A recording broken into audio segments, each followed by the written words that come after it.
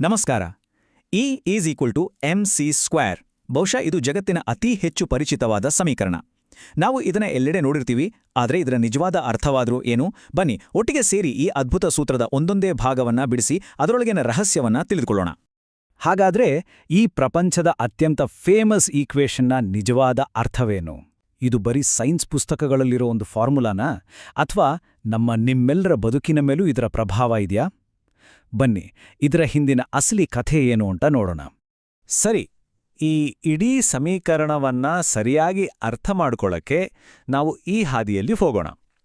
ಮೊದಲು ಇದು ಬ್ರಹ್ಮಾಂಡದ ಜೊತೆ ಹೇಗೆ ಲಿಂಕ್ ಆಗಿದೆ ಅಂತ ನೋಡೋಣ. ಆಮೇಲೆ ಈ ಎಂ ಮತ್ತೆ c² ಅಂದ್ರೆ ಅನ್ನುವಂಥ ಡಿಕೋಡ್ ಮಾಡೋಣ. ಕೊನೆಗೆ ನಮ್ಮ ದಿನನಿತ್ಯದ ವಸ್ತುಗಳಲ್ಲಿರೋ ಶಕ್ತಿ ಮತ್ತೆ ನಕ್ಷತ್ರಗಳಿಂದ ನಮ್ಮವರೆಗೂ ಇದು ಹೇಗೆ ಕೆಲಸ ಮಾಡುತ್ತೆ ಅನ್ನೋದನ್ನ ನೋಡೋಣ.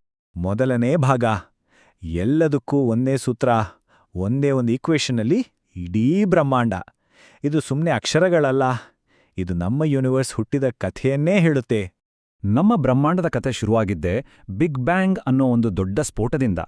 ಆವಾಗ ಮ್ಯಾಟರ್ ಅಂತ ಏನೂ ಇರಲಿಲ್ಲ, ಎಲ್ಲವೂ ಜಸ್ಟ್ ಪ್ಯೂರ್ ಎನರ್ಜಿ. ಆಮೇಲೆ ನಿಧಾನಕ್ಕೆ ಈ ಎನರ್ಜಿ ತಣ್ಣಗಾಗ್ತಾ ಮ್ಯಾಟರ್ ಆಗಿ, ಅಂದ್ರೆ ವಸ್ತುವಾಗಿ ಗಟ್ಟಿಗೊಳ್ತು. ಸುಮಾರು 3,80,000 ವರ್ಷಗಳ ಆದಮೇಲೆ ಇದೇ ಶಕ್ತಿಯಿಂದ ಆಟಮ್ಗಳು ಅಂದ್ರೆ ಪರಮಾಣುಗಳು ಹುಟ್ಕೊಂಡ್ಲು. ಐನ್ಸ್ಟೈನ್ ಅವರ ಈಕ್ವೇಷನ್ನ ಮೂಲ ಐಡಿಯಾ ಇರೋದೇ ಇಲ್ಲಿ. ಅಂದ್ರೆ ಮಾಸ್ ಮತ್ತೆ ಎನರ್ಜಿ, ದ್ರವ್ಯರಾಶಿ ಮತ್ತೆ ಶಕ್ತಿ, ಇವು ಬೇರೆ ಬೇರೆ ಅಲ್ಲ, ಅವು ಒಂದೇ ನಾಣ್ಯದ ಎರಡು ಮುಖಗಳಿದ್ದ ಹಾಗೆ. ಮಾಸ್ನ ಎನರ್ಜಿಯಾಗಿ, ಎನರ್ಜಿನ ಮಾಸ್ ಆಗಿ ಬದಲಾಯಿಸ್ಬೋದು. ಸರಿ, ಎರಡನೇ ಭಾಗ, ಇ ಅಂದ್ರೆ ಎನರ್ಜಿ. ಅದನ್ನ ಡಿಕೋಡ್ ಮಾಡೋಣ. ಏನಿದು ಎನರ್ಜಿ ಅಂದ್ರೆ? ಕೆಲಸ ಮಾಡುವ ಸಾಮರ್ಥ್ಯ.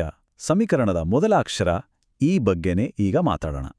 ಸಿಂಪಲ್ ಆಗಿ ಹೇಳೋದಾದ್ರೆ, ಎನರ್ಜಿ ಅಂದ್ರೆ ಕೆಲಸ ಮಾಡೋಕೆ ಅಥವಾ ಒಂದು ಫೋರ್ಸ್ ಹಾಕೋಕೆ ಇರೋ ಕೆಪಾಸಿಟಿ. ನೋಡಿ, ಶಕ್ತಿನ ನಾವು ಸೃಷ್ಟಿ ಮಾಡೋಕ್ಕಾಗಲ್ಲ, ನಾಶ ಮಾಡೋಕ್ಕೂ ಆಗಲ್ಲ. ಅದನ್ನ ಬರೀ ಒಂದರಿಂದ ಇನ್ನೊಂದು ರೂಪಕ್ಕೆ ಟ್ರಾನ್ಸ್ಫಾರ್ಮ್ ಮಾಡ್ಬೋದು ಅಷ್ಟೇ. ಎನರ್ಜಿಲಿ ಮೇನ್ ಆಗಿ 2 ಟೈಪ್ಸ್ ಇದೆ. ಒಂದು ಕೈನೆಟಿಕ್ ಎನರ್ಜಿ, ಅಂದ್ರೆ ಚಲನೆಯಲ್ಲಿರೋ ಶಕ್ತಿ, ಉದಾಹರಣೆಗೆ ಹೀಟ್ ಅಥವಾ ನಾವು ಹಾಕೋ ಫಿಸಿಕಲ್ ಫೋರ್ಸ್. ಇನ್ನೊಂದು ಪೊಟೆನ್ಷಿಯಲ್ ಎನರ್ಜಿ, ಅಂದ್ರೆ ಒಂದು ವಸ್ತುವಿನಲ್ಲಿ ಸ್ಟೋರ್ ಆಗಿರೋ ಶಕ್ತಿ. ಗ್ರಾವಿಟಿ, ಮ್ಯಾಗ್ನೆಟಿಸಮ್, ಎಲೆಕ್ಟ್ರಿಸಿಟಿ ಇದೆಲ್ಲ ಪೊಟೆನ್ಷಿಯಲ್ ಎನರ್ಜಿಗೆ ಉದಾಹರಣೆಗಳು. ಓಕೆ, ಈಗ ಮೂರನೇ ಭಾಗಕ್ಕೆ ಹೋಗೋಣ. ಎಂ ಅಂದ್ರೆ ಮಾಸ್.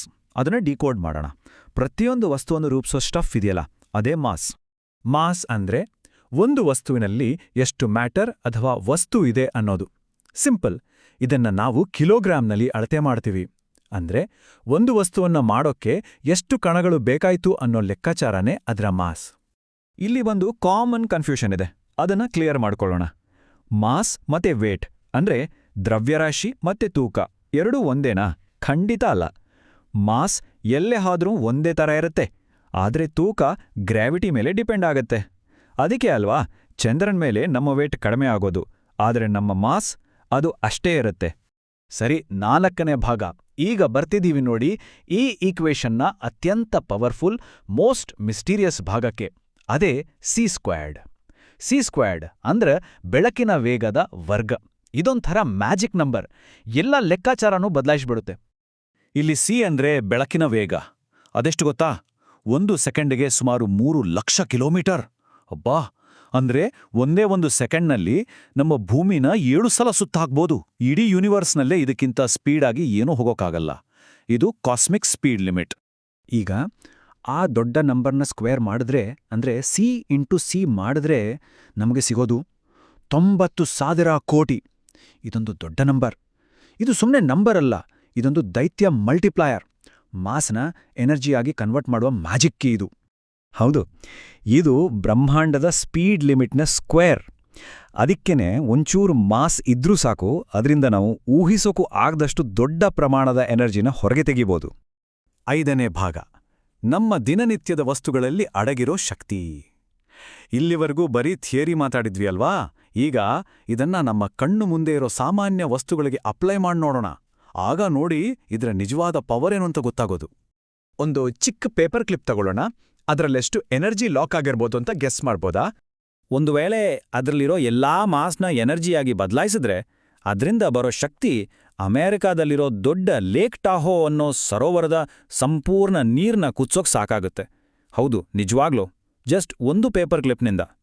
ಸರಿ, ಇನ್ನೊಂದು ಉದಾಹರಣೆ ನೋಡೋಣ. 1 ಕಿಲೋಗ್ರಾಂ ಮಾಸ್ ತಗೊಳ್ಳೋಣ. ಉದಾಹರಣೆಗೆ ಒಂದು ಕರ್ಬೂಜ ಹಣ್ಣು ಅಂದ್ಕೊಳ್ಳಿ. ಅದನ್ನ ಪೂರ್ತಿಯಾಗಿ ಎನರ್ಜಿಯಾಗಿ ಕನ್ವರ್ಟ್ ಮಾಡಿದ್ರೆ ಅದ್ರಿಂದ ಬರೋ ಎನರ್ಜಿ ಇಡೀ ಐರ್ಲೆಂಡ್ ದೇಶಕ್ಕೆ 1 ವರ್ಷ ಪೂರ್ತಿ ಕರೆಂಟ್ ಕೊಡ್ಬೋದು. ಯೋಚನೆ ಮಾಡಿ, ನಮ್ಮ ಸುತ್ತಮುತ್ತ ಇರೋ ವಸ್ತುಗಳಲ್ಲಿ ಎಂಥ ಅಗಾಧವಾದ ಶಕ್ತಿ ಅಡಗಿದೆ ಅಂತ. ಇನ್ನು 6ನೇ ಕೊನೆಯ ಭಾಗ, ನಕ್ಷತ್ರಗಳಿಂದ ನಮ್ಮವರೆಗೂ ಬ್ರಹ್ಮಾಂಡದ ಒಂದು ಚಕ್ರ. ಈ ಪವರ್ ಅನ್ನೋದು ಸುಮ್ಮನೆ ಲೆಕ್ಕಾಚಾರದಲ್ಲಿ ಮಾತ್ರ ಇಲ್ಲ. ಹಾಗಾದ್ರೆ ಈ ಥಿಯೋರಿಟಿಕಲ್ ಪವರ್ನ ನಾವು ರಿಯಲ್ ಲೈಫ್ನಲ್ಲಿ ಹೇಗೆ ಬಳಸ್ತಿದೀವಿ, ಮತ್ತೆ ಈ ಯೂನಿವರ್ಸ್ನಲ್ಲಿ ಇದು ನ್ಯಾಚುರಲ್ ಆಗಿ ಹೇಗೆ ಕೆಲಸ ಮಾಡುತ್ತೆ ನೋಡೋಣ ಬನ್ನಿ. ಮಾಸ್ನ ಎನರ್ಜಿಯಾಗಿ ಬದಲಾಯಿಸೋಕೆ ಮನುಷ್ಯರು ಬಳಸೋ ಒಂದು ಮೇನ್ ಟೆಕ್ನಿಕ್ ಅಂದ್ರೆ ನ್ಯೂಕ್ಲಿಯರ್ ಫಿಷನ್, ಅಂದ್ರೆ ಪರಮಾಣು ವಿದಳನ. ಸಿಂಪಲ್ ಆಗಿ ಹೇಳಿದ್ರೆ ಒಂದು ದೊಡ್ಡ ಆಟಮ್ನ ಒಡೆದು ಹಾಕೋದು. ಯುರೇನಿಯಂನಂತಹ ಒಂದು ಭಾರವಾದ ಪರಮಾಣುವನ್ನ ಸ್ಪ್ಲಿಟ್ ಮಾಡಿದಾಗ ಅದರ ಒಟ್ಟು ಮಾಸ್ನಲ್ಲಿ ಒಂದು ಚೂರು ಸ್ವಲ್ಪವೇ ಸ್ವಲ್ಪ ಕಮ್ಮಿಯಾಗುತ್ತೆ. ಆ ಕಳೆದುಹೋದ ಮಾಸ್ ಇದೆಯಲ್ಲ, ಅದೇ E=mc² ಪ್ರಕಾರ ಒಂದು ದೊಡ್ಡ ಎನರ್ಜಿ ಬಾಂಬ್ ಆಗಿ ಸಿಡಿಯುತ್ತೆ. ನಮ್ಮ ನ್ಯೂಕ್ಲಿಯರ್ ಪವರ್ ಪ್ಲಾಂಟ್ಗಳು ಕೆಲಸ ಮಾಡೋದೇ ಈ ಪ್ರಿನ್ಸಿಪಲ್ ಮೇಲೆ. ಇದೆಲ್ಲದರ ಮಧ್ಯೆ ಒಂದು ಗೋಲ್ಡನ್ ರೂಲ್ ಇದೆ. ಈ ಬ್ರಹ್ಮಾಂಡದಲ್ಲಿರೋ ಒಟ್ಟು ಮಾಸ್ ಮತ್ತೆ ಎನರ್ಜಿ ಇದೆಯಲ್ಲ, ಅದು ಯಾವಾಗ್ಲೂ ಕಾನ್ಸ್ಟೆಂಟ್. ಅದನ್ನ ಸೃಷ್ಟಿ ಮಾಡೋಕ್ಕಾಗಲ್ಲ, ನಾಶನೂ ಮಾಡೋಕ್ಕಾಗಲ್ಲ. ಜಸ್ಟ್ ಒಂದು ಫಾರ್ಮಿಂದ ಇನ್ನೊಂದು ಫಾರ್ಮ್ಗೆ ಚೇಂಜ್ ಮಾಡ್ಬೋದು ಅಷ್ಟೇ.